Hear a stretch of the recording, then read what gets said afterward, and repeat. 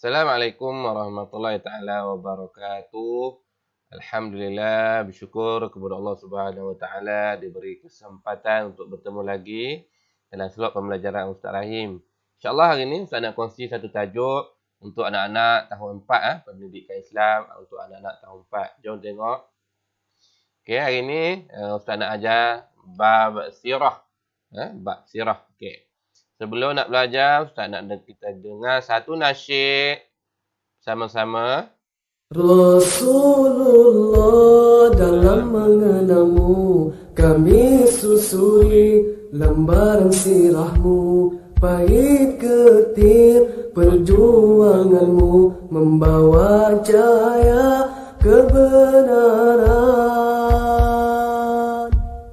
Engkau taburkan pengorbananmu untuk umatmu yang tercinta, biar terpaksa tempuh derita, cekalnya hatimu menempuh ranjaunya. Tak terjangkau tinggi pekertimu, tidak tergambar indahnya alammu, tidak terbalas segala jasamu. Sesungguhnya engkau Rasul mulia, tabahkan hatimu menempuh dugaan, mengajar arti kesabaran, menjulang pandi kemenangan. Terukir namamu di dalam Al-Quran. Rasulullah, kami umatmu, walau tak pernah melihat wajahmu, kami cuba mengingatimu, dan kami cuba mengamal sunnahmu. Kami sambung perjuanganmu, walau kami dicaci dihina, tapi kami tak pernah kecewa. Allah dan Rasul sebagai pembela. Tak terjangkau tinggi pekertimu, tidak tergambar indahnya akhlakmu, tidak terbalas segala jasamu. Sesungguhnya engkau Rasul mulia, tabahkan hatimu menempuh dugaan, mengajar arti kesabaran, menjulang panji kemenangan. Terukir namamu di dalam Al-Quran. Rasulullah dalam. Okey. Itu nasyid berkaitan dengan Rasulullah sallallahu alaihi wasallam. Jadi hari ini tajuk yang Ustaz nak ajar ada hubung kait dengan dakwah Nabi Muhammad sallallahu alaihi wasallam, buku teks muka surat 154 hingga 159. Kita nak tengok perjalanan dakwah Nabi, cabaran dan rintangan yang Nabi hadapi. Baik. Seterusnya tajuk ni, okey, kita pergi kepada buku teks muka surat 154. Okey, baik. Dakwah Nabi Muhammad sallallahu alaihi wasallam, ada satu gambar yang dia tunjuk ni. Gambar ni kursus pendakwah cilik. Okey, ini student-student ni atau pelajar ni nak satu program pendakwah cilik, jadi ada kursus. Ada penyampai ni, yang ustaz yang menyampaikan. Okey. Soalan untuk adik-adik atau anak-anak, siapakah pendakwah? Pendakwah tu siapa Kita tengok kat sini. Assalamualaikum kawan-kawan. Okay, maksud dakwah Saya urusia misi dakwah perkampungan orang asli. Pada hari ini saya akan menerangkan cara dakwah Nabi. Okey, Muhammad SAW. Suka saya ingatkan bahawa dakwah bermaksud. Okey, ini maksud dakwah Ini maksud dakwah. Siapakah berdakwah ni? Menyeru dan mengajar umat manusia untuk beriman dan taat kepada Allah Subhanahu Wa Taala serta kembali ke jalan yang benar. Okey, dakwah ini maksud dia. Kalau orang tanya kita dakwah tu apa, pendakwah tu apa? Pendakwah ialah orang yang mengajar atau menyeru dan mengajar umat manusia untuk beriman dan taat kepada Allah Subhanahu Wa Taala. Pendakwah adalah sambungan atau kesinambungan tugas Nabi. penyambung tugas Nabi menyampaikan perintah Allah supaya semua manusia taat. Baik. Boleh ini maksud dakwah. Nabi Muhammad SAW berdakwah di Mekah. Okey, dakwah di Mekah secara sulit. Ini kata kunci Ustaz garis ni. Selama 3 tahun. Okey. Mula-mula Nabi ni dakwah secara senyap-senyap saja 3 tahun. Baginda berdakwah kepada kaum kerabat yang rapat dengannya terlebih dahulu. Ini kata kunci juga ni. Mula-mula Nabi ni dakwah secara sulit, senyap-senyap, rahsia. Cari saudara mara atau kawan-kawan yang terdekat dulu. Setelah itu, barulah diperintahkan oleh Allah agar berdakwah secara terang-terangan. Kaedah dakwah Nabi ada 2 peringkat. Satu, sulit, rahsia. Yang kedua, terang-terangan. Baik. Ada kat sini bawah ni, Ustaz dah buat satu PowerPoint. Tahukah anda Nabi Muhammad SAW berdakwah dengan pelbagai cara? Ustaz buat kat sini. Okay. Nabi Muhammad ni ada cara dakwah dia. Satu, dakwah secara lisan. Lisan maksudnya mulut, cakapan ya. Nabi ni dakwah secara nasihat, tazkirah, dialog, bercerita, berdebat. Okey, secara mulut, tidak ada paksaan. Nabi ni kaedah dakwahnya ialah secara 5 ni. Tidak ada secara paksaan, tidak ada secara kasar dan sebagainya. Seterusnya, cara dakwah Nabi melalui perbuatan. Nabi tunjuk tauladan. Perbuatan Nabi apa? Ziarah. Nabi pergi ziarah. Tak kira lah orang tu suka Islam atau tidak, Nabi pergi ziarah kepada kaum-kaum musyrikin Mekah. Memberikan hadiah, Nabi bagi hadiah kepada jiran-jiran Nabi dan sebagainya.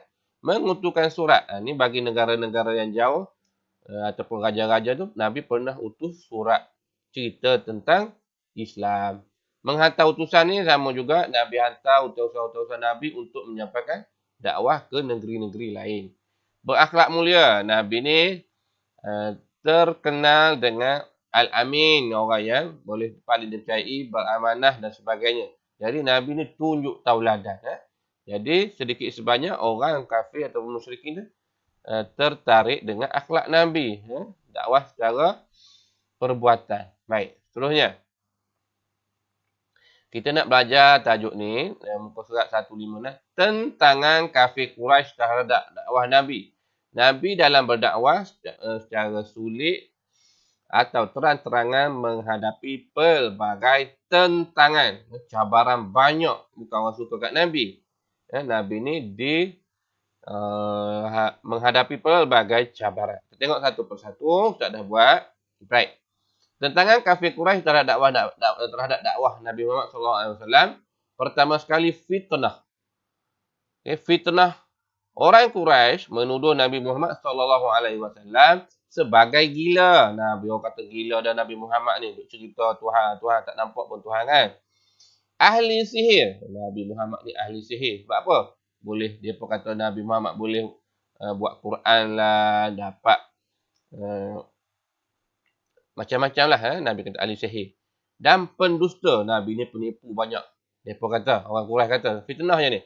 Mereka mendakwa Nabi Muhammad SAW ialah pemecah belah masyarakat dan pemutus hubungan silaturahim. Mereka duk fitnah dalam masyarakat Quraisy ni. Nabi ni orang gila, ahli sihir, pendusta. Mereka kata Nabi lah memperandakan suasana masyarakat Quraisy pada masa itu. Mereka duk fitnah Nabi. Baik, itu cabaran yang pertama. Yang kedua, pemulauan. Nabi di pulau. Di pulau ni maksudnya diasingkan. Orang luar tak boleh berhubung dengan orang yang Islam. Orang Quraisy menghalang aktiviti berjual beli dan semua bentuk komunikasi dengan kaum muslimin termasuk perkahwinan. Di pulau ni maksudnya orang Islam, Nabi Muhammad dan orang Islam ni tak boleh buat apa-apa aktiviti. Orang kafir ni mereka larang orang musyrikin Mekah ni ada hubungan dengan orang Islam dan Nabi Muhammad. Nak beli barang tak jual. Lagi apa lagi? Jadi susahlah, lapar. Orang Islam menghadapi banyak cabaran lah sebab nak jual beli, nak beli barang tak boleh, nak kahwin, nak pergi nak ziarah-ziarah semua tidak boleh. Seolah-olah di pulau satu tempat, semua orang tak boleh masuk situ. Situ Muhammad dan umatnya saja. Tindakan ini menyebabkan kaum muslimin mengalami kelaparan. Susah nak cari makan. Nak beli makanan semua tak boleh. Nak jual hasil makanan pun tak boleh. Nak jual susu tak boleh. Nak jual semua tak boleh. Dan semakin tertekan. Lapar kan? Seksa. Kita pernah dengar kisah sahabat-sahabat Nabi ni, umat Islam, terpaksa apa? Makan pelepah-pelepah pokok. Apa yang ada makan je. Sebab dah tak ada, terputus.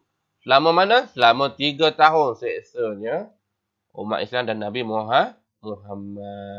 Mereka ni bagi tentangan. Supaya apa? Supaya keluar daripada Islam. Jangan ikut Nabi Muhammad. Dan ini gambar ni, surat ni, dia pada keluarkan satu surat permulawan ni. Letak kat Kaabah. Jadi orang musyrik tengok, ada surat ni. Tak boleh pergi berhubung dengan umat Islam dan Nabi Muhammad. Seksanya, cuba bayangkan kita. Macam mana kalau kita dan keluarga kita di pulau. Pergi sana orang tak layan. Pergi sini nak beli barang tak boleh. Nak jual barang tak boleh. Nak beli beras tak boleh. Cuba bayangkan. Seksanya umat Islam dan Nabi Muhammad. Yang ketiga, penyeksaan. Mereka seksa. Terdapat pelbagai seksaan yang dilakukan terhadap kaum muslimin. Seperti dijemur di padang pasir. Dan diletakkan batu yang besar di atas dada mereka. Seperti yang berlaku kepada Bilal bin Rabah. Kita pernah dengar kisah Bilal bin Rabah diseksa, diletak tengah panas. Tunjuk satu video. Okay, jom tengok. Ini satu contoh video Bilal. Okay. Bilal. Ini hanya lakonan movie, cerita saja.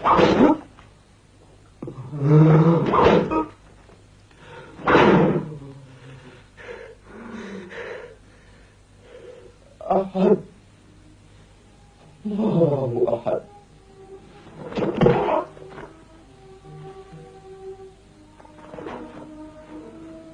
من هو الأقوى أحد أحد. Kita tengok ini satu filem mereka buat nak menggambarkan kisah Bilal diseksa. Okey. Di tengah panas tu kafir Quraisy tanya mereka, siapa yang lebih kuat? Katakan Tuhanmu atau Tuhanmu yang esa. Ni Tuhan dia lah. Bilal ni hamba kan. Tapi Bilal ni masih tegas dengan pendiriannya. Allah itu esa. Ahad tu satu lah maksudnya. Allah. الله أحد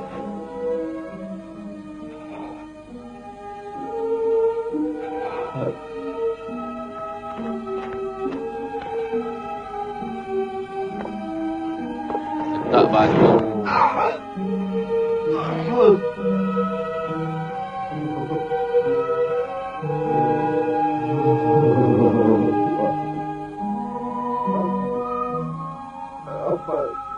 ألم تقضوا عليه بعد؟ العبد لا يصيح من الألم إنه يثير العديد. أمية أمية. Okey, ini kisah Abu Bakar ni bayar Bilal. Kesian tengok Bilal diseksa, Abu Bakar pergi bayar ataupun beli Bilal pasal hamba ni boleh dibeli. Supaya henti seksa Bilal. أبو بكر يزيدك 100 دينار على ثمن بلاد. مهلا مهلا. ليس من عرفنا شراء عبد يؤدب. دع الصفقة لصاحبها. 200 دينار يا أمية. أبو بكر هذا يعني محمد. ماذا بعد هذه المزايدة على العبيد؟ نعرف مشيتنا بأيدينا في العام المقبل.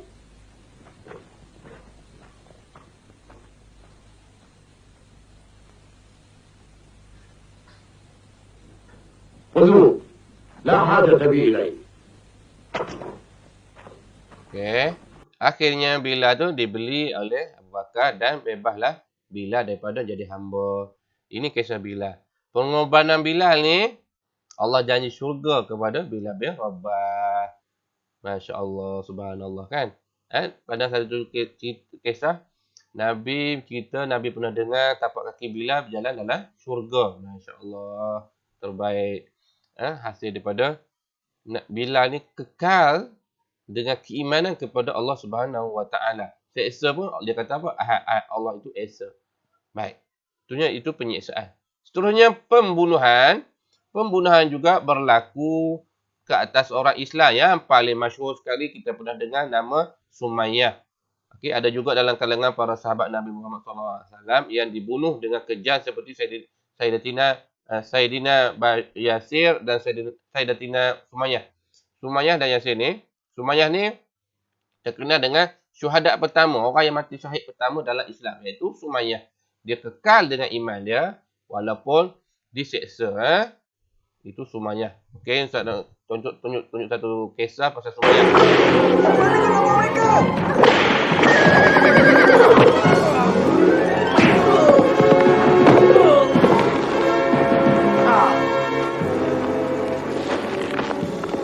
Jangan! Lepaskan mak aku! Mana suami aku? Duduk ikan tu semua. Jangan ikut Muhammad, ikut saja Tuhan kami atau kau mati. Cakap! Tidak! Cakap! Cakap, mak. Cakap apa mereka nak dengar. Dengar cakap anak engkau, Sumayyah. Cuba kau cakap pada mak, Ahmad. Sanggup kau murtad kerana nak hidup? Saya Samalah dengan mak. Tiada Tuhan melainkan Allah. Dan Nabi Muhammad pesuruh Allah. Kau nak permainkan aku. Itulah kata-kata terakhir kau.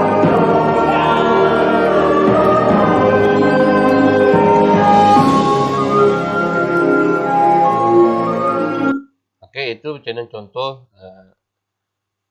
Sumayyah diseksa dan dipaksa untuk keluar daripada Islam, tetapi Sayyidatina Sumayyah kekal dan syahid, dibunuh oleh kaum musyrikin Mekah. Itulah salah satu contoh pembunuhan ke atas umat Islam oleh kaum kafir musyrikin Mekah. Baik. Ada empat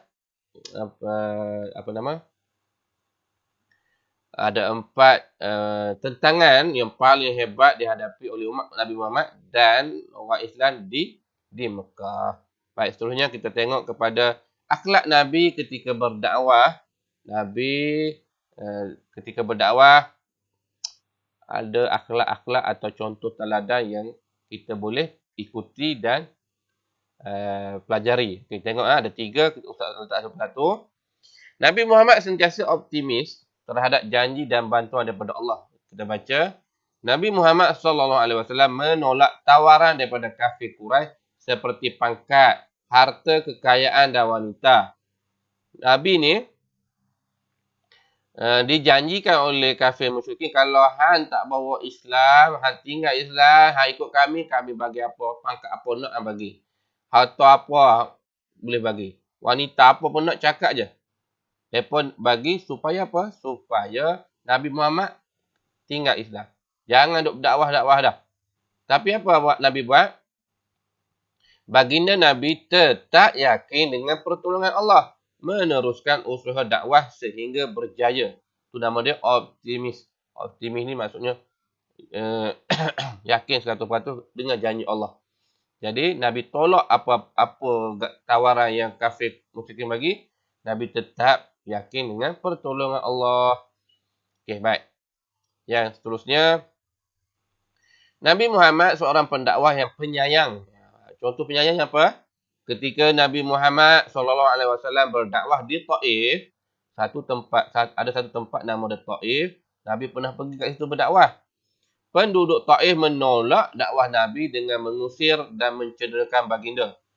Nabi pergi Taif. Taif ni sebenarnya satu tempat yang tak jauh daripada Mekah. Nabi pergi nak berdakwah di Taif. Di Taif tu bukan tempat lain. Ada saudara mara Nabi juga. Taif satu tempat yang kalau kita macam Cameron Highland lah. Kalau di Malaysia. Dia ada sejuk. Apa pergi umrah ni akan dibawa ke Taif. Taif ni glamour dengan buah-buahan. Sejuk macam-macam ada. Dia dingin di Taif. Sampai di Taif, Nabi diusir, mereka tak mau Nabi, dan bahkan Nabi dibaling batu hingga mencederakan Nabi. Nabi sedih sangat. Lalu datang malaikat membuat tawaran kepada baginda untuk membinasakan mereka. Malaikat kesian tengok Nabi. Malaikat datang jumpa Nabi. Cerita cakap je Muhammad, nak bagi apa aku boleh binasakan seluruh Taif. Tapi Nabi buat apa? Nabi menolak lalu berdoa agar mereka menerima hidayah. Nabi ni penyayang. Biarlah orang tak nak terima, Nabi tak nak Allah ataupun malaikat membuat bagi azab ataupun membinasakan mereka. Nabi ni berdoa. Berbeza dengan kita. Cuba bayangkan kalau kita lah, kalau ustaz lah. Ada orang buat sesuatu tak elok kat kita. Oh, kalau kita rasa nak balas lagi teruk ada. Tak fikir lah. Sebab apa? Sebab kita tidak letakkan kita ni jauh daripada Nabi. Jadi kita kena ikut macam mana cara dakwah Nabi punya Muhammad ni. Penyayang. Baik. Seterusnya. Yang terakhir, Nabi Muhammad seorang pemaaf. Nabi ni pemaaf. Macam mana contoh Nabi Muhammad pemaaf? Semasa peristiwa pembukaan kota Mekah, Nabi dan umat Islam ni datang ramai nak tawan kota Mekah. Baginda telah membebaskan penduduk Mekah yang pernah melakukan kejahatan kepada baginda dan memaafkan mereka. Ingat satu kisah pembukaan kota Mekah, Nabi Muhammad dan orang Madinah semua berpuluh ribu datang nak tawan kota Mekah. Di dalam kota Mekah pada masa itu banyaklah orang kafir musyrikin yang pernah menyeksa Nabi, pernah buat macam-macam kat Nabi. Tapi Nabi tak balas, Nabi tak bunuh, Nabi tak buat apa. Nabi kata apa? Nabi bebaskan mereka dan Nabi kata siapa nak ikut Islam, boleh duduk di Mekah, boleh ikut Islam. Siapa yang tak nak, tak ada masalah. Nabi tidak kata seksa balik, ambil penjara semua, tak ada. Nabi ni pemaaf. Selesai tajuk kita. Rumusan yang boleh Ustaz simpulkan di sini ialah banyak pengajaran yang boleh kita ambil daripada kisah dakwah Nabi. Pertama, kita kena ingat dan tahu Nabi Muhammad menyebar Islam tu dengan cabaran yang cukup tinggi. Banyak tentangan yang Nabi hadapi. Di samping itu juga, rumusan atau pengajarannya ialah dalam berdakwah atau menyampaikan agama tu kena ada kaedah. Kena ada akhlak. Kena tunjuk akhlak yang mulia macam Nabi Muhammad. Barulah penyampaian dakwah kita itu berkesan. Ustaz rasa itu sahaja untuk tajuk ini. Moga ianya memberi manfaat kepada kita semua insya-Allah. Sekian saja. Moga berjumpa lagi di lain kali. Assalamualaikum warahmatullahi taala wabarakatuh.